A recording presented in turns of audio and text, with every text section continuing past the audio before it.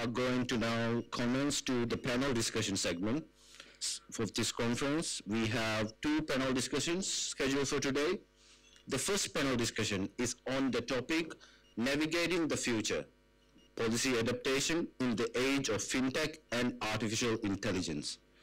Our distinguished panelists for this discussion include UNDP consultant, Dr. Gordon Clark, Deputy CEO of Maldives Islamic Bank, Mr. Ahmad Riza, Chief Technology and Information Officer of Diragu, Mr. Muhammad Musad, and architect behind the Divehi GPT and Managing Director of Jawabu, Mr. Muhammad Jailam.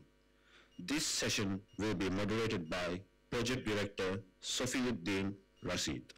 Let me welcome the panelists and the moderator to the stage to kickstart this interesting panel discussion. Thank you.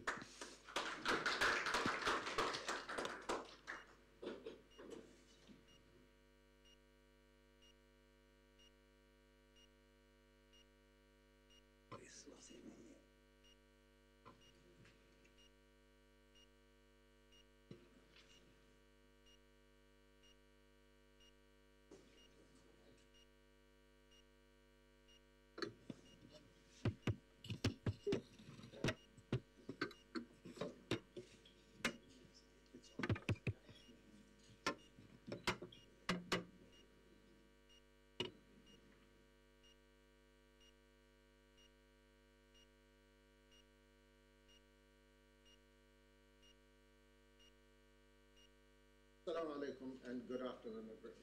Sorry.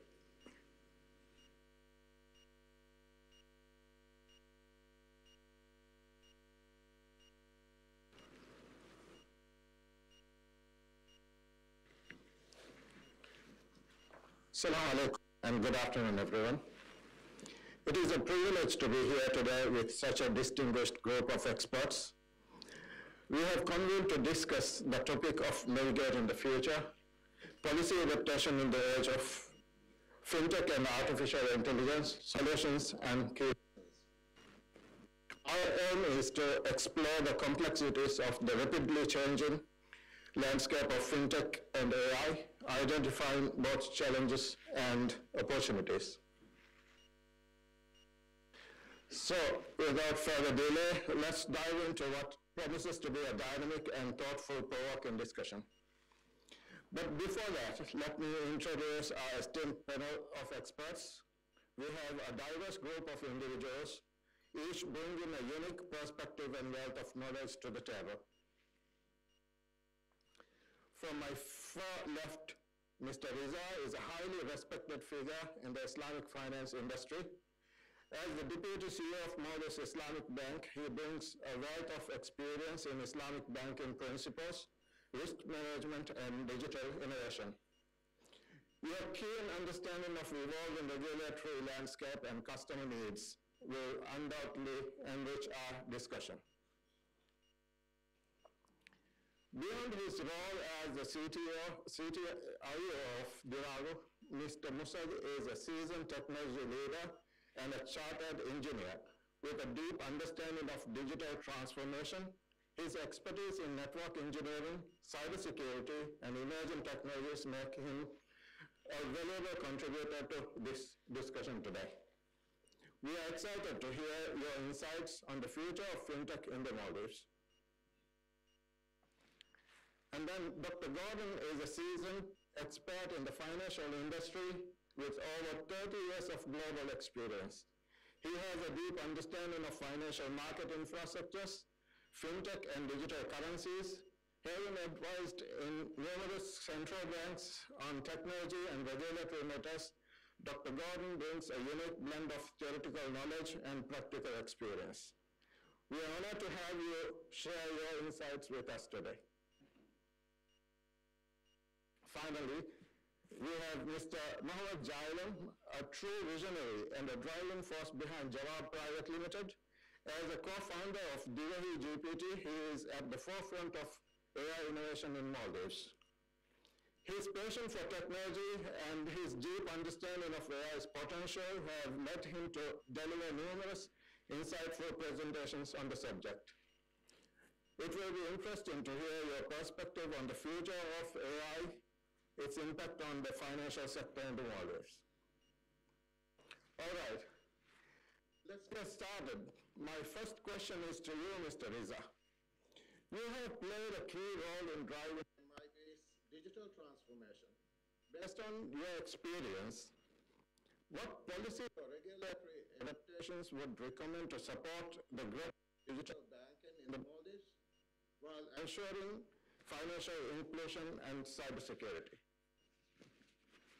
Thank you. Thank you for the question. Thank you, Mr. Governor and MMA for inviting me to this insightful event. I have been under the weather for the past few days, so I hope you'll excuse me if I struggle to speak. When it comes to the financial regulations, I think we have been a bit far behind when it comes to the technology, so Fintech era. The current financial regulations were made for the traditional banking. Today, we are in a new age of Fintech and artificial intelligence. So I believe the current financial regulations need to be enhanced and redeveloped with a digital-first approach. Excuse me for criticizing, don't take it as a criticism. I believe it's one of the difficult or challenging discussions that I have. If I criticize the current regulations, I'll be in trouble. If I give new ideas, I'll have some challenges in implementing it. But I'll try to be honest, and I really believe we need a digital-first approach in the new regulations development. I'll go deep into one sector, which is payments. When we travel across the globe, we see QR payments in our neighboring country, in India. India is approaching an annual transaction volume of 20 billion by this year. And China is approaching 200 billion transactions in digital payments. And in India and China, QR codes are widely spread. But in Maldives, we still don't have a QR standard or regulation for QR payments. When we don't have such a regulation, we struggle. Especially interoperability becomes a challenge.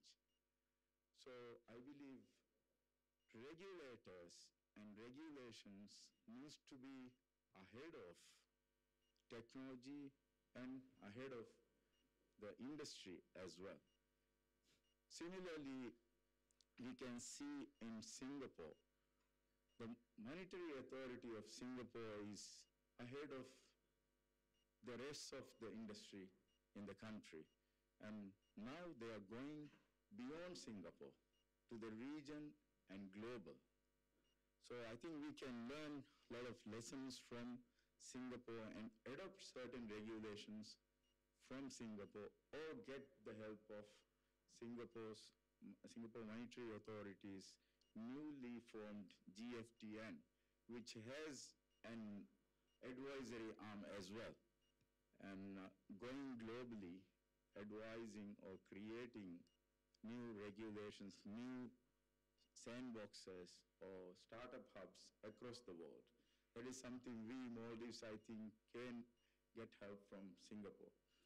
When it comes to financial inclusion, I believe most of the Maldivians, I think almost 100%, at least 99.9% people will have bank accounts and cards. So we can't really say we are not financially inclusive. But there are other challenges or problems when it comes to credit or financing the customers, especially in the remote islands, mainly due to unavailability of data. we banks find it very difficult to assess a customer based on the informal data or physical data that is scattered across various different physical forms. So I think there is a huge opportunity for us to digitize this data in order to fund these microeconomic sectors or certain large sectors such as fishing, agriculture, and even sole proprietors. We have some challenges in financing these sectors. Banks are, we can say, not funding these sectors. Why? Because we can't do a proper credit assessment of these customers and we don't know their income. If we don't know their income, it's very difficult for a bank to finance them. So this is a huge opportunity for Maldives to digitize this data and bring it to a formal digital platform and allow us to access this data. When it comes to cybersecurity, another critical area is, I think we hear always about scams.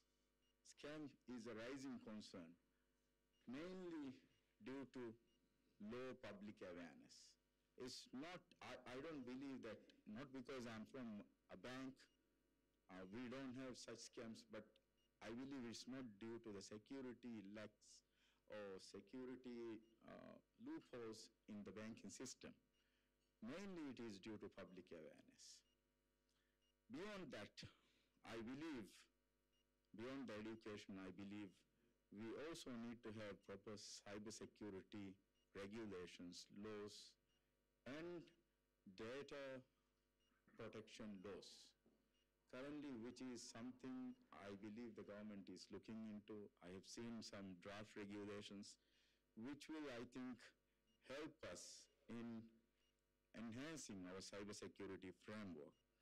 A baseline cybersecurity standard must be established across all financial institutions and the applications that are being used in the industry to ensure the safety of every player in the ecosystem, from banks, central banks, and other players.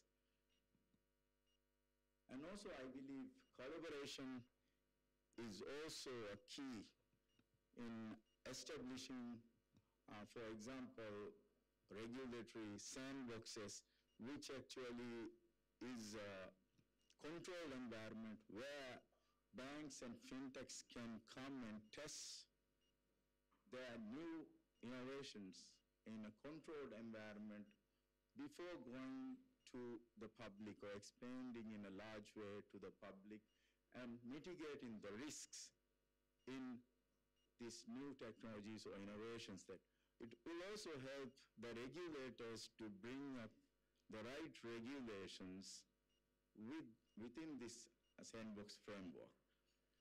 Finally, ongoing education is, I think, very important for both regulators as well as financial institutions. Staying updated on the global best practices is very key, especially on fintech and cybersecurity, which is developing very fast across the world, which will help us to build a resilient and innovative financial ecosystem that stands for the future of Maldives. Thank you. Okay. I think you have touched on very important points. And then my next question is to you, Mr. Musal. While Dirago Fintech is spearheading to provide state-of-the-art payment services in the Maldives, from the perspective of Dirago, what key regulatory changes or initiatives could help further accelerate the growth of digital finance services in the Maldives? Thank you. First of all, thank you for having me here and giving me the opportunity to share Dirago's view here. Let me start by saying that when we started mobile money or the fintech way back in, I think it was a few years ago, we had a lot of challenges. We were at some point we were about to stop the service because there was no regulatory framework that could help us actually continue with the business. But come today, I think the changes that have come recently would help us relook at our mobile money services and our fintech service, and we are about to launch that. Now, what has changed? I think the main thing, the Fowler has helped us quite a lot. I mean, it removed the biggest challenge that we had at the moment. Looking at the other things, the testing that we want to do, the sandbox initiative, I believe it is ongoing at the moment, and that I think is going to help us.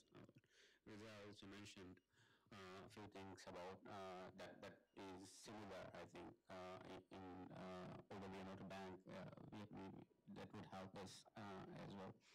The main thing for me at the moment is the challenges around KYC and data sharing. So if I am to onboard a customer today, when I get somebody's ID card details, there's no way for me to actually verify whether that ID card is a genuine ID card or not. Recently, we got access to the DNR database, limited access to that. So I can actually see if a 000 something is whether the name actually matches with that number, but I can't verify the picture of that person. So I can't effectively do a KYC for that person online.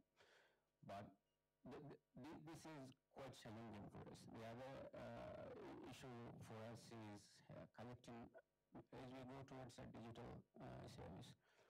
When you try to provide a digital service to customers, the digital service to customers, the most important thing is to make that journey easy for the customer. With today's KYC journey that we have, it is becoming quite difficult for the customers. They have to scan their passports, do these verifications, etc. There are different initiatives by different government authorities. There's one by MMA, I believe, and there's EFAS. I also understand that EFAS. However, there is limitations to what we have right now. If we are able to centrally coordinate any eKYC or KYC database and have access to that with customer consent, of course, that's, I think, one of the biggest one of the most important things. These are basic things when we actually try to give digital service to customers. People will not use it if they have to click something 7 times, 8 times. You have to do it with minimum clicks. So that's one of the most important things for me. As I talked about KYC, the other thing is information. So there's no way I can understand somebody who has done a scam in MIB is not coming on board my payment system, because that information cannot be shared within the between the organizations. We need to find a way to be able to share that information between payment service providers as well as banks for us to actually reduce the scam as well.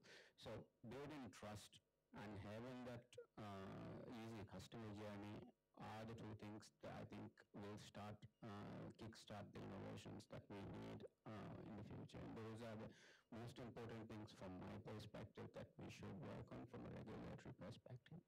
Thank you. Thank you. Can I ask a question? Yeah, sure. So do you think having a centralized KYC database which allows all the institutions or the stakeholders in the industry to access will help you to innovate faster? It's not about innovating faster, it's about making sure that the innovations that we come up with, people are able to access it and use it. You can innovate, you can come up with applications as much as, but there are a lot of use cases, a lot of engineers who are able to do that, but are the customers willing to use it? How many clicks do they have to do? How much pain do they have to go through to be able to be on that platform? That's where I think the key is. So that will help. That's where I'm coming from. Yes. My next question is to you, Dr. Gordon. Based on your experience advising central banks and developing digital asset frameworks in the region like Caribbean, Middle East, and Asia, what key regulatory priorities should the Maldives focus on by effectively integrating digital assets and fintech innovations, ensuring financial stability? Okay, thank you. There are probably about three areas I'd like to talk about, just briefly. One is the topic of regulatory sandboxes that has been touched on here. The reason that we're here this week from the UN ESCAP project, that's the Economic and Social Commission for Asia Pacific, part of the UN DESA area, is that we've been doing work with MMA and a couple of other countries for about 2 or 3 years now, looking at the concept of how you'd use regulatory sandboxes and the idea of an innovation hub to promote fintech, but also more broadly to ensure this process of regulation is done in a way that fits both the regulator and the entrepreneurs. So we've been talking this week about the idea of introducing here within MMA an innovation hub which would enable entrepreneurs, fintech companies, and the regulators, mainly MMA, but also areas where the CMDA would be involved with virtual assets, for example, to do this process of regulatory discovery, to be able to understand each other's points of view about regulation, what the products are trying to do and how they work with the customers, and what the regulations are trying to do in terms of protecting customers, investors, and the Maldives economy as a whole in terms of financial stability, monetary stability, to make sure that these things can mesh together and work properly together. So that's been our aim this week, and we're producing material now that we hope will enable that to go into reality early next year. Now, that's the first thing about regulation, is that we need people to talk together about it and work out how regulation can work to the benefit of the consumers, the entrepreneurs, and the regulators. So that's really the first point. Second thing is about, we started off this program of UN work looking maybe at digital currencies, and now it's really broadened out, looking at much broader fintech issues. But going back to digital currencies for a moment, what we're seeing around the world is some emerging markets have issued retail digital currencies, and they haven't really been very successful for a number of reasons that I won't go into in detail now. But the bigger economies, the richer countries, have done enormous amounts of experimentation.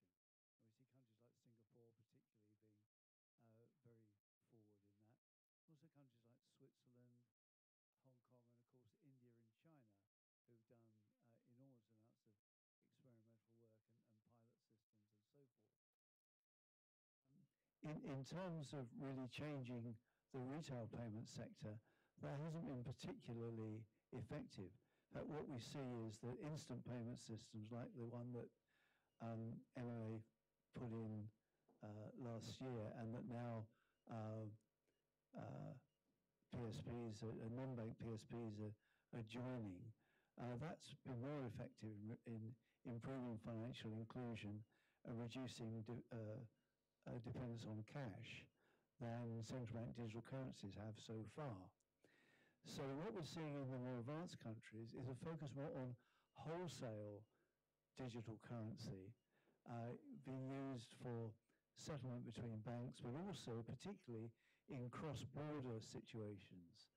So we have projects like BIS's M-Bridge project, which now connects 5 central banks, and they're looking for more central banks to be involved in being able to do instant settlement of cross-border payments. And of course, that's going to help enormously as we see growth in the digital securities markets.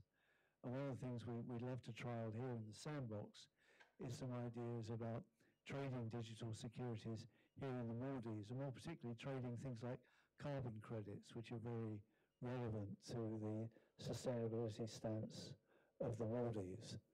So we see regulatory challenges there in things like settlement finality, but in the Maldives we already have some good regulations around payment systems and around the licensing of payment providers that deal with some of the issues like finality. What we find in other places is that it's often necessary to improve the definitions of currency so that it's clear that the central bank has the authority to issue currency in digital form. So that's something we still need to look at here, but I think that's probably not too much of a problem. It's more a question of definitions. So the emphasis perhaps on wholesale and cross-border is where the big benefits of digital currency might come in. I think there are other regulatory issues around controlling the use of unregulated, privately issued cryptocurrencies, which are quite dangerous to the economies of small countries, particularly to their currencies. So regulating crypto exchanges and regulating the kind of energy use that is put into supporting things like Bitcoin because of the extremely inefficient consensus mechanisms that those kind of currencies use, that needs to be controlled as well. So there are a few issues around that, but the main thing is to focus on digital currencies that are in the regulated sector, and that may be central bank digital currencies, but also the potential for commercial banks to issue what have been called tokenized deposits, where ordinary bank deposits and commercial bank money are tokenized and able to be exchanged on digital networks. And that has a number of advantages in terms of security and in terms of the ability to assure settlement to all the parties that are involved in transactions. So that's another area that's being explored, particularly in the Middle East, as a way forward, a better way forward than retail central bank digital currency, which doesn't seem to be making much headway. So that was the second thing. The third thing I was just going to mention is something that's already been mentioned by my colleague here about KYC.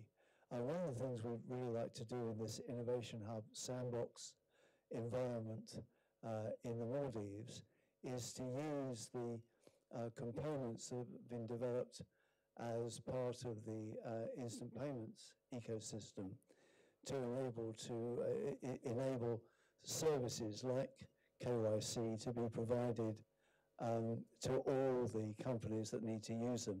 And we've spoken to a lot of people this week, not only the banks, but non-bank payment service providers and other institutions who have problems with KYC and also with some AML issues, fraud prevention and things of that kind.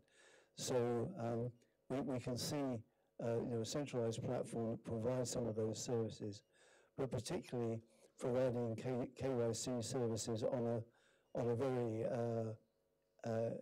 equal basis, so that all the companies who are involved in requiring ID to be confirmed can access those services on an equal basis. So that was three areas where regulation comes in, but I think we have to look at that in the context that the Maldives has actually got quite a good set of regulations around payments. What's needed perhaps is to see how those apply in the digital world and whether anything needs to change with that. And that I think is where the Innovation Hub and Sandbox environment will be a very helpful element. Thank you. Okay. Now to you, Jailam. As a developer and entrepreneur, What are the biggest regulatory and operational hurdles faced in adopting fintech in Maldives? Thank you for the opportunity. When it comes to fintech, I'm a strong believer that we should have really strong, robust regulation. And I'm happy to see, especially we have good regulation that has been implemented by MMA in registering newcomers as well as payment service providers. So it's actually really important that these regulations do allow new competitors, new startups to be able to register as payment service providers without actually having deep pockets in different political arenas. So right now we also have some startups that are working as digital payment service providers. But when it comes to the other hurdles, operational hurdles, definitely we have quite a few. Specifically, for an example, one of the greatest uh, challenges that any fintech product in the Maldives currently face is when it comes to accessing the user's finances. For an example, you would want the users to store their finances with you as a payment service provider. But then whenever we take the money out of the bank, we are using international payment providers or payment platforms, and therefore we have to pay out the write-in fees to these platforms. So I think already MMA is working on a centralized payment system.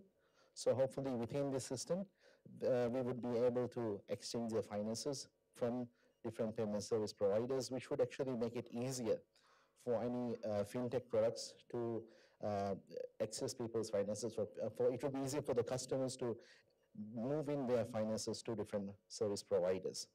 So with this innovation, with the introduction of such payment service platforms, I think the fintech market in the Maldives would start to thrive. But then again, the other challenges is people. So we just don't want smart apps on smartphones. We also need smart people using them. And that's somewhere not just MMA, but all stakeholders, even the private sectors, as well as the public sectors and universities could play a very important role. And I think as it was mentioned today in the starting ceremony, that we need to really invest in research. We need to really invest in spreading awareness, especially the private sectors. For example, at our company, Java Private Limited, research is a very important part of our work. So especially when we are working in the field of artificial intelligence, as well as fintech, we do a lot of research. Divehi language being a low resource language, most of the international artificial intelligence models don't really support natively Divehi. And therefore, we have to really invent and innovate that part. So we are working on innovating our own speech-to-text technologies and text-to-speech technologies. And also we are trying to innovate, we have been innovating different large language models, adapting them to Divehi language and Divehi context. So we do a lot of research in this field. But whenever we do research, we try to publish that data so that it's not just us who are benefiting from it, and also our competitors. And we have had competitors who are actually using our data and trying to compete with us. But it's actually a very important part for an ecosystem, for an economy, because whenever we have competitors, it actually compels us ourselves to innovate even further, to make even better models, better accurate models, so that the whole industry as a whole is actually advancing.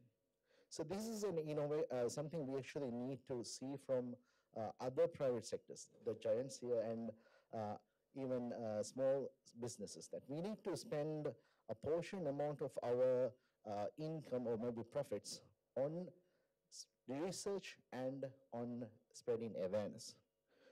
We in the Maldives, one of the main challenges when it comes to fintech or any technology is we have a great digital divide. We have some people who are on the cutting edge, like for an example, we are working at the cutting edge of artificial intelligence in Maldives, but also we have some people who are really new to these platforms, who doesn't really know about them. And therefore we have the Maldivian population is very tech savvy. We use the latest smartphones. every grandmother will have a smartphone. But how many of them actually know how to make good use of them? How many of them are able to distinguish between a scam call and a real call? I think this is because we have the smartphones, we have the smart apps, but the people are not smart to use them. So that is where I think, especially private companies, telecom companies, banks, and every other stakeholder here must be obligated by law, not just a recommendation, but maybe the government needs to enforce that by law, people have to spend a portion of their profits back into the community, invest them back into the community, and spread digital awareness, because our business models depend on smart people using them. When we have more people who are technology aware, when we have more people who are into fintech, they won't use these solutions, then at the end of the day, it's our businesses that would thrive, our businesses that would, our operations that would become easier for the business as well as for the customers. So therefore, it needs to be, I would say, implemented by law that we have to reinvest onto our community and bring them up as much as possible, close the divide that we have here. Bridging the gap is very important. Yeah. You're also in the forefront of AI development in the Maldives. What policy changes do you think would really encourage AI innovation, especially given our unique circumstances? And how can we make sure these policies help AI grow in a way that benefits our economy and addresses its specific challenges? Yeah, so in the Maldives, like I said, the main the challenge is our language. We would try to everything is done with Divehi. So Divehi being a low resource language, we don't have support for Divehi language on international platforms. But then again, this becomes our opportunity as well. So we, as a company, as a small startup, we are trying to innovate our way and trying to use this as an opportunity to create a demand for Divehi language through artificial intelligence and providing services related to that. So many of our customers already from the past 6 to 8 months, we have got around 40,000 customers who are using our product. Most of them, they have heard about ChatGPT, they have heard about other Gemini and other models, but our model or our Divehi GPT is the first AI platform that they use using AI. People, they know about AI, people talk about AI, but they actually haven't experienced artificial intelligence in their daily lives. But when people come onto Divehi GPT, and our main goal at Divehi GPT is also making AI accessible, bringing the power of AI to the commoners, to the everyday person, integrating AI into their daily lives. And that's the very thing we have been seeing from the people who have been using it. So some people who have heard about AI, they come to a platform, they sign up, and they generate a translation. They might generate a letter or a passage. And experiencing AI, they are amazed about it. And their promises, even if they have to pay twice the amount that they currently pay for us, they would not go back to the normal ways. Because once they have tasted the goodness of AI, then they are here to stay. But then again, when it comes to regulation, we actually don't have much regulation at the moment.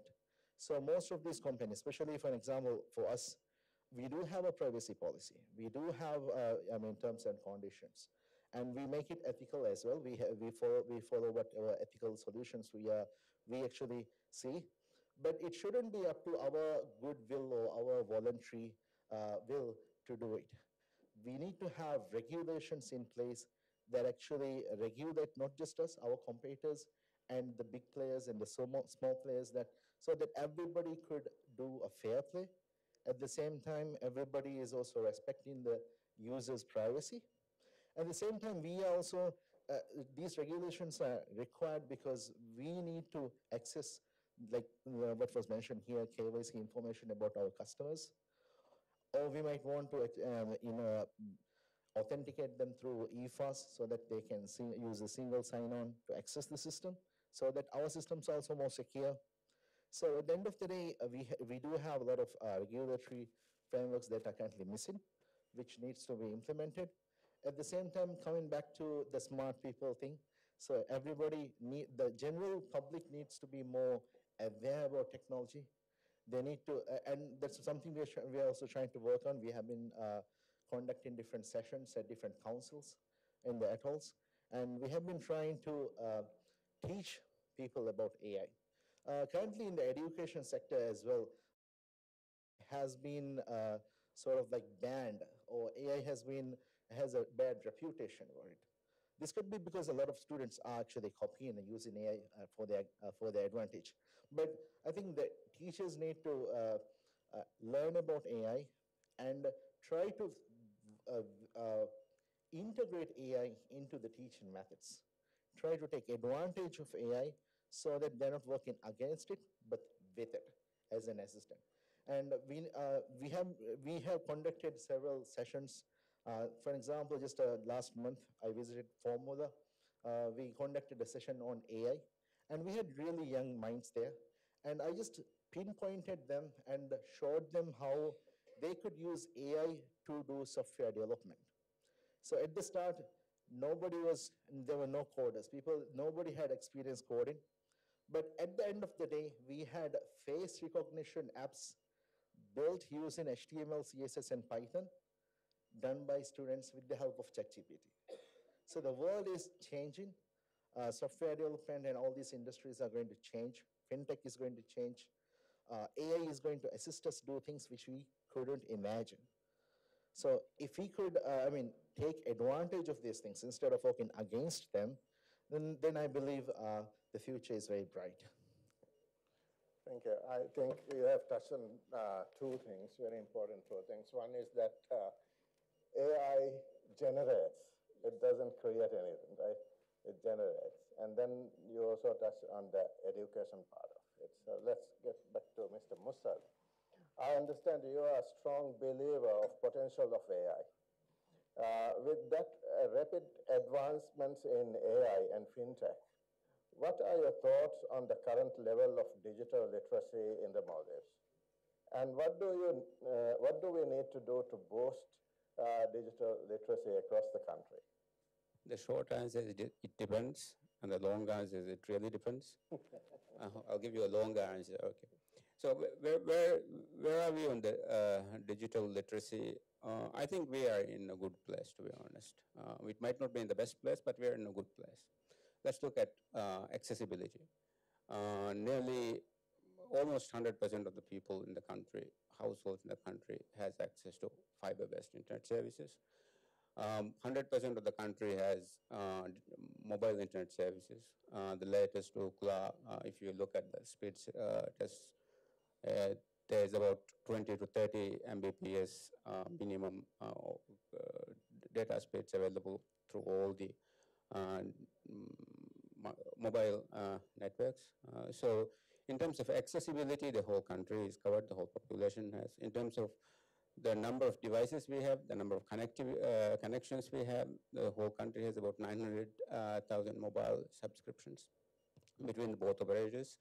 Out of that, 60 or 70% would be with smartphones. Now the question is, where is the non-smartphones line? Mostly with expats and older people. I've been around the country this year. I've been to at least 3 islands in each atoll. I've been able to make a digital payment in every island. In every island I have been. So that's the good place. So the question is why.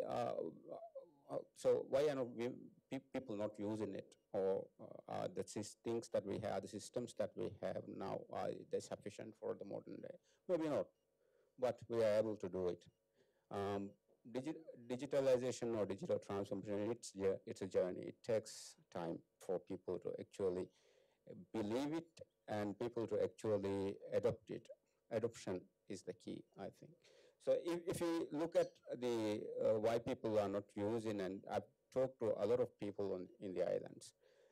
I mean, the academics will here will agree with me when I say I mean, the only reason why I would use anything digital is the usefulness of the that and the ease of use and what is in it for me. I mean, unless I had those three questions, that I won't be able to use. I wouldn't be using it. So all the people, the gap here, I think, is with the older people. One is their language is a barrier for them.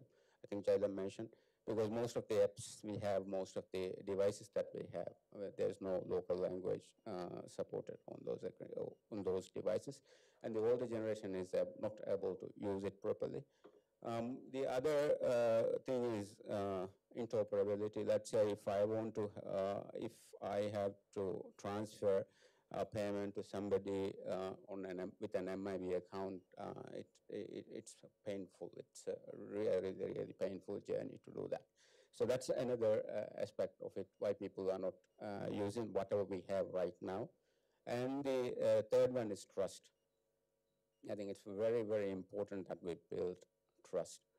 Who's coming, this is the biggest issue. Older people, they're not sure whatever they put, what they're pressing, or where they're sending money, is it the right person? Is it, there's so much scamming going around. So these are the main things I think that we need to focus on. And as operators, yes, as service providers, as banks, I think there's a lot of responsibility on us as well.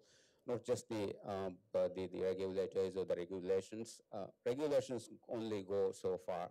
But I think it's the people's ability or will to actually the other parties and other partners in this ecosystem will to actually help people understand what we're trying to do. I think that's where the key is. Putting up regulations, maybe there's very good regulations in Singapore or in another developed country, we can bring it and put that regulation. MMA can put that regulation, but is it going to work? Probably not, because it's a different place, it's different people, it's different set of cultures, different things. We need to adapt what we're trying to do to this environment. So these are the things I think that will help. And what we can do is, I mean, with the things like Chilaman talked about the Divehi ChatGPT and the Divehi language on devices, and having more access to those, that will help the bridge whatever gap we have at the moment. And also, if we are able to build that trust, and that will be the biggest thing, I think. Yeah. Thank you. Thank you. It's AI. It's all about AI. So, Mr. Riza, how do you see AI transforming the Islamic banking sector, particularly in areas like risk management, customer engagement, and compliance? And in your opinion, what are the opportunities or challenges in adopting AI within a Sharia-compliant framework? Thank you for the question. I think AI is for everyone, not only for Islamic banks or financial institutions. AI is a general purpose technology. It's like electricity. Today, you are using electricity for everything. It touches your life in every way. Tomorrow, AI will be like that.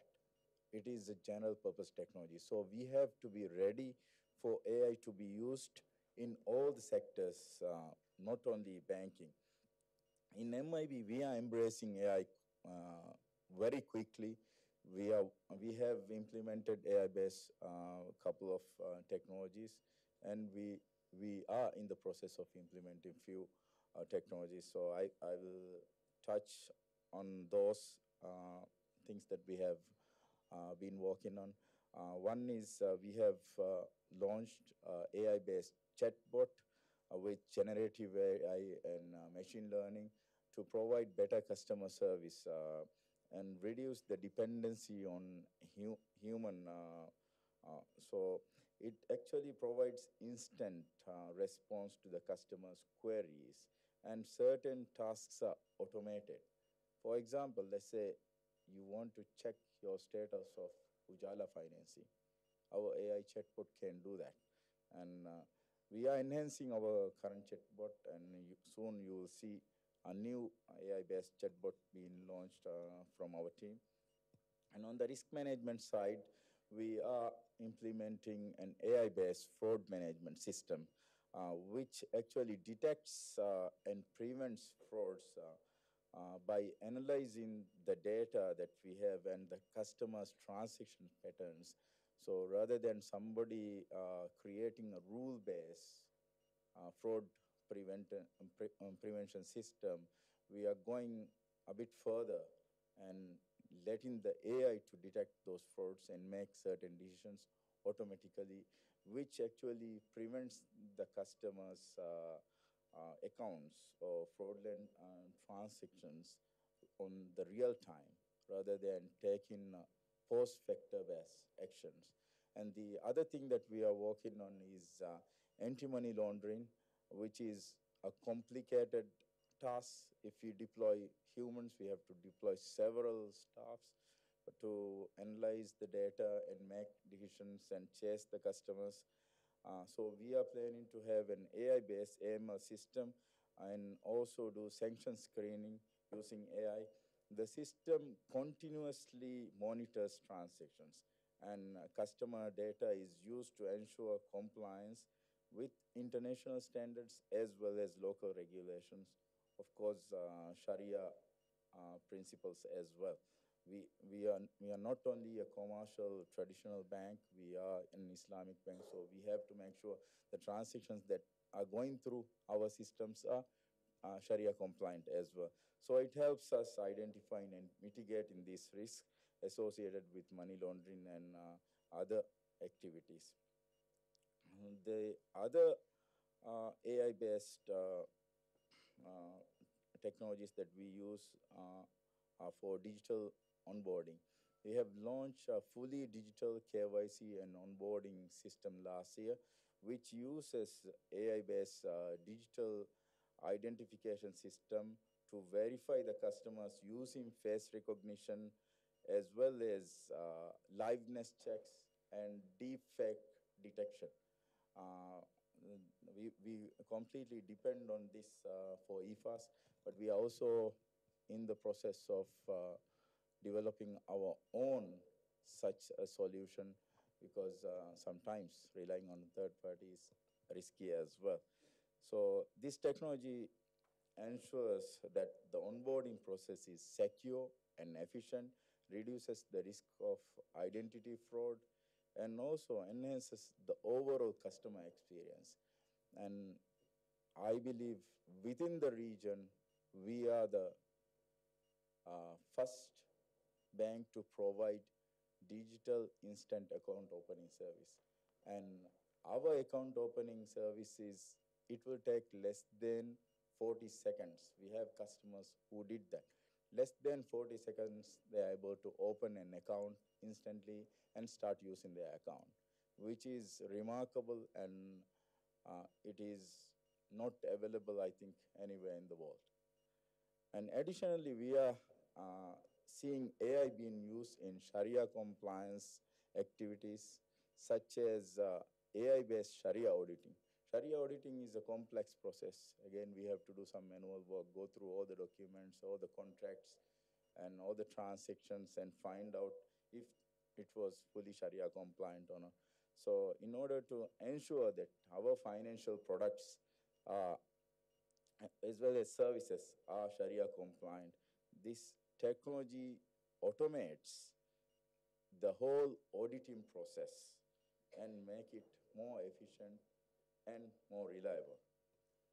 Uh, we, we have seen around the world in Islamic banks or Islamic financial institutions, Sharia-based AI advisory robots. Uh, Sometimes Sharia advisory is a bit complicated. Just now, also one of our friend was asking me about Sharia-based question.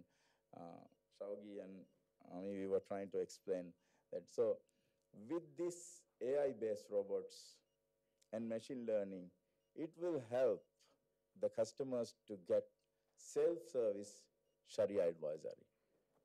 We don't need to have everyone to be a Sharia expert. The AI advisory bot is an expert in Sharia. So it will provide Sharia-based advices, helping them make informed financial decisions to the customers. In terms of opportunities, AI can help us better understand and serve customers by analyzing large volume of data and identifying trends, and we can launch new Sharia-based products to customers very easily using these products. There is, I believe, a challenge in Maldives when it comes to data. As I have mentioned earlier, the data is fragmented and unstructured even across the banks. If we can find a way to make it structured and create data points for the regulators as well as other banks to access, it will provide enormous benefits for us to even regulate as well as provide better services to our customers. Currently, I believe some of the reports that the regulators are getting are 3 months old. So if you want to prevent some risks or mitigate some risks, after 3 months, it already happened. It will be really challenging to take an action for what has already happened. So if you want to make real-time decisions, data is very important. So that is something I think we need to seriously look at. Over there are also, even though I mentioned the good part of AI, there are challenges when it comes to AI. One significant challenge is the potential of biases or ethical issues in AI algorithms. Something very, very familiar to you all. If you ask ChatGPT, should Palestine be independent? It will say it's controversial, it has its own challenges, all this. And if you ask the same ChatGPT, should Israel be free? Then say, yes, definitely. So these kind of biases are there in AI-based algorithms.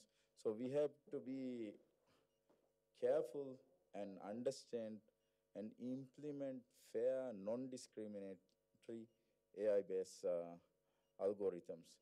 Additionally, there are risks of generating controversial Sharia-based advices as well, which can undermine the trust in the system. You know, we all have some different scholars advising us differently when it comes to different products and all. So AI can also, based on the data available, make wrong decisions. Furthermore, there is a huge risk that is looming in the AI sector due to quantum computing. Google just released the first quantum computing chip, which actually can do a septillion years. The current computers, which takes septillion years, which is 25 zeros. A task that takes septillion years to be completed within seconds. So AI combining with quantum computing can bring a lot of challenges and pose significant challenges in this area.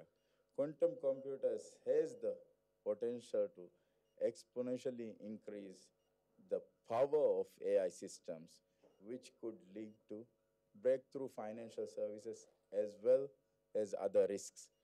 So finally, in conclusion, I would say AI offers tremendous opportunities to transform the Islamic banking sector as well as other sectors, but it is essential to balance innovation with compliance and address the challenges to maintain trust and confidence of our customers in the system. Thank you. Thank you. Dr. Gordon, based on your insights and your interactions with stakeholders in the Maldivian economy, what are the most significant opportunities that fintech and AI can bring to the Maldivian financial sector? Can you very briefly touch on that? Okay. I always find it quite amusing being easily the oldest person in the room talking about the youngest technologies. But of course, although some aspects of fintech, particularly digital currencies, are pretty young technologies, AI has been going for a long time. And I started looking at AI. In fact, the first article I wrote on AI was about 50 years ago. And the last one was for the Singapore Business Times last November. So AI is not desperately new, particularly in the financial sector. We've been using AI, particularly in the form of expert systems, rule-based systems, knowledge-based systems, for a very long time in things like credit management, fraud prevention, and so forth. What's happened now, and there are two interesting things. I mean, if we include fintech in this answer, digital currencies do give the opportunity for what we've been calling in Singapore purpose-bound money, being able to control the use of particular tranches of funds for particular purposes. And that can be very powerful as a fraud prevention mechanism, and also dealing with some AML problems as well. So on that sort of digital currency side, that's the kind of thing. Programmability is really important. On the AI side, so apart from the fact that it's been around in financial services for a long time, in one form or another, what that teaches us, I think, is that we have to be very wary of thinking about AI as being anything to do with intelligence. And I think Jamal brought this out very well, that there are many, many very useful applications of AI. And we call it AI, but really almost everything we're doing at the moment is brute force computing. And when we talk about quantum computing, adding another sort of 10 orders of magnitude to how much brute force you can actually use, that's quite significant. I mean, a large language model is just a computer system that has absorbed an enormous amount of training from a very large amount of data, much more than any human being could have do in their lifetime. And that's rather similar to programs like IBM's Deep Blue chess playing program that can work 3,000 moves ahead, whereas a human chess master works about 20 moves ahead. So Deep Blue wins because of brute force, because it can do more analysis than the human can do. And that's exactly the same with a large language model. But the problem is, as we've been saying, that there's a lot of misinformation getting incorporated into large language models. So you get these hallucinations, you get things that are not really right, because a large language model training on web-based data will see stuff from Elon Musk, and it will see stuff from David Attenborough. And the truth value of those two gentlemen is significantly different in many respects.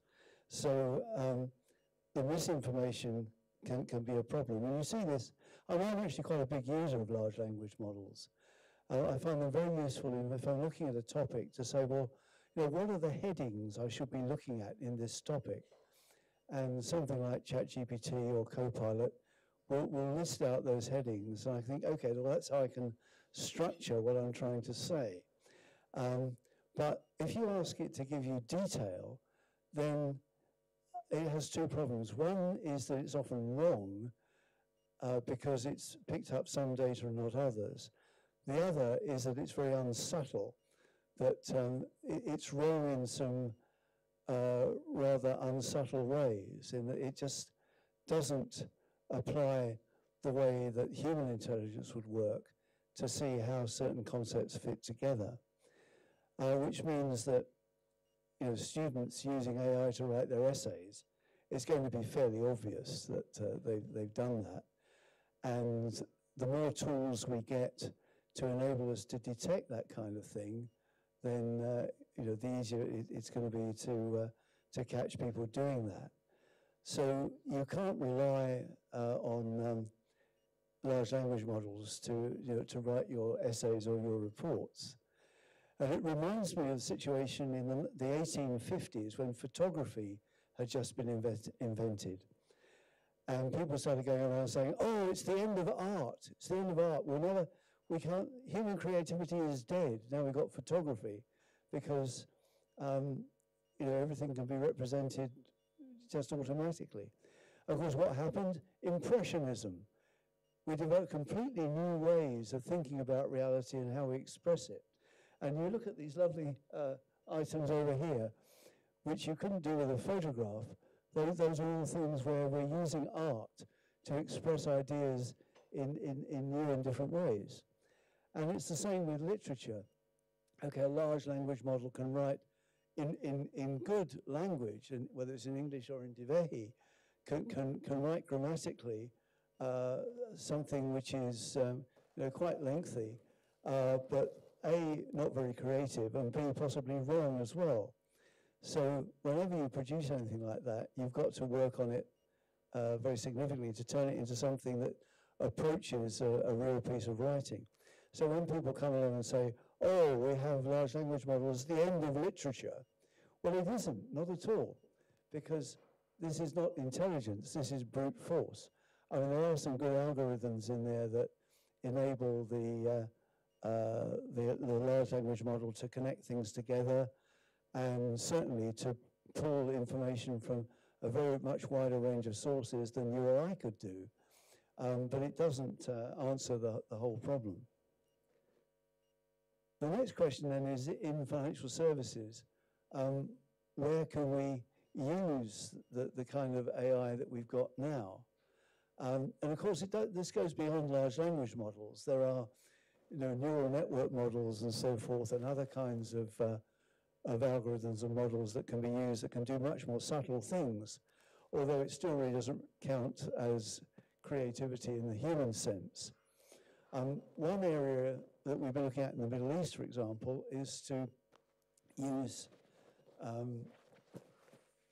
training data sets of transactions from a range of banks to try to predict liquidity needs. Most central banks have got a mechanism for helping banks, if they're short of settlement funds at the end of the day, to lend, or if they're low on settlement funds, to be able to deposit those funds and make some return on it overnight.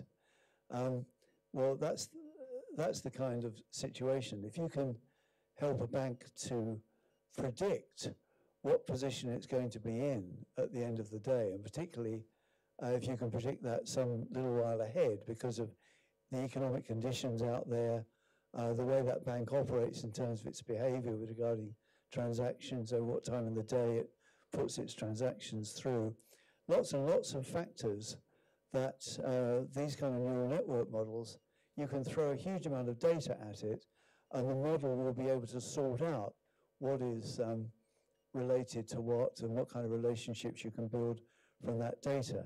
Now, I started my career at the Bank of England doing time series analysis. And there, that was a very, very crude method. We could look at a series of data and we could look at how it changes. And we could do some interesting predictions, for example, about seasonality. But you couldn't really do much more with that. Now you can do an enormous amount with time series data, bringing in other information about the economy and about banking, about regulations, about how banks behave, to make some very good predictions. So I think in that area, liquidity modeling, I think, is going to be a really interesting one. We already mentioned fraud prevention mechanisms and AML and so forth, being able to bring in behavioral factors from how customers and how banks actually behave to be able to get a much finer focus on where there could be a suspicious transaction. I mean, in most countries, it's up to the banks to report suspicious transactions to the central bank.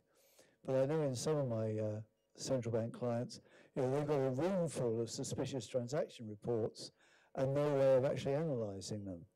But with appropriate AI models and being able to use methods just to take that data, to collect that data in machine-readable form, then that kind of analysis can be done almost in real time and can pick up whether a particular transaction really is suspicious, whether there is something wrong with it, or whether it should just be passed through.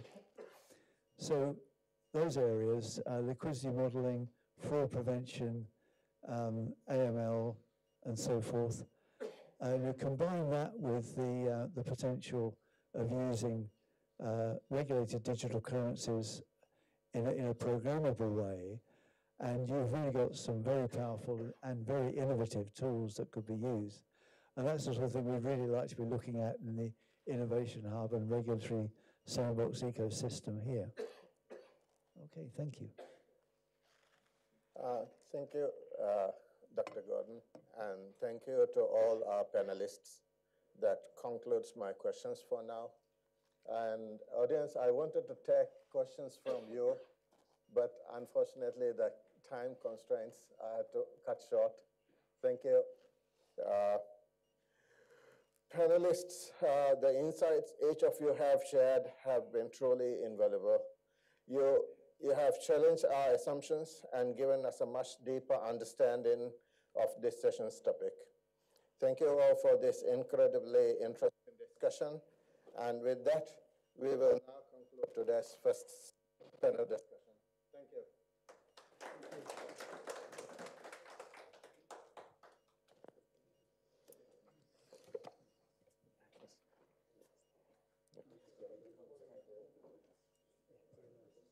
Hello, everyone. Before we commence the second panel discussion, we will be taking a short break of